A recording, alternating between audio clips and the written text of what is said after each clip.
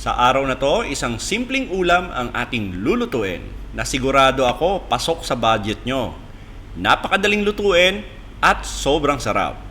Ginisang sayote at carrots na nilagyan natin ng manok.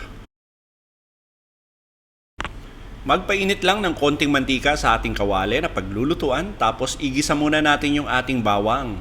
Yung bawang natin ay hiniwa lang natin yan ng medyo pino.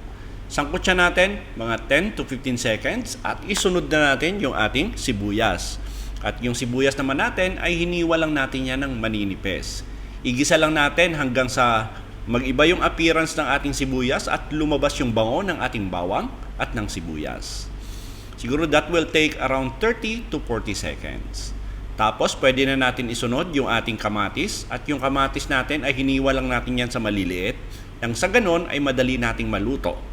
Hintayin lang natin to hanggang maging mushy or maging pasty yung texture ng ating kamatis. Ngayon pag okay na, pwede na nating isunod yung ating ibang ingredients. Lagay na natin yung ating manok. At yung manok na ginamit ko rito ay yung boneless na thigh part. At hiniwa ko lang yan sa maliliit na strips.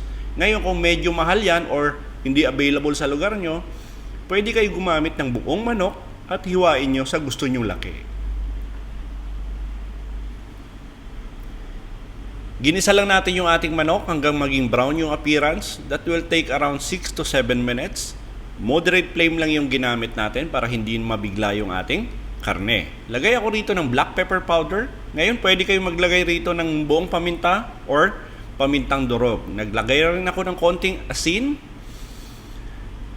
Ngayon depende po yan sa inyo kung anong level ng alat nyo. Ngayon kung gusto nyo maglagay ng patis, huwag na kayo maglagay ng asin.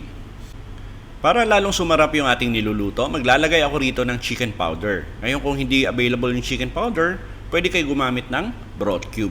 Kahit na anong flavor, pwede yan. Tapos haluin lang natin saglit. Tapos lalagyan din natin to ng toyo or soy sauce. And by the way, para sa kumpleto at tamang timbang ng ating recipe, sinulat ko po sa description box. Haluin natin ulit. Since na karne to, hindi pa talaga luto yan, maglalagay ako rito ng konting tubig. Ngayon depende po yan sa inyo kung gaano karaming tubig yung ilalagay nyo. Lalo na pag marami yung kakain, doon na tayo sa sabaw babawi. So naglagay lang ako rito ng kalahating baso ng tubig. Tamang-tama lang yan para mapalambot at maluto natin yung ating karne. At pinakuluan lang natin ng mga 20 minutes. Medyo malapot na yung sabaw natin. Lasahan nyo, timplahan nyo pa kung kulang pa, nasa inyo na po yan. Lagay na natin yung ating sayote at saka yung carrots. Hiniwa lang natin to sa medyo makakapal na strips. Ngayon gagawin natin dito, halu-haluin lang natin to hanggang sa lumambot yung ating gulay. Ngayon depende po yan sa inyo kung gusto nyo talaga na sobrang lambot or medyo may crunch ng konti. Halu-haluin lang natin to for another 15 minutes. Moderate flame lang yung gagamitin natin. At tapos pwede na natin yan ihain sa ating hapagkainan.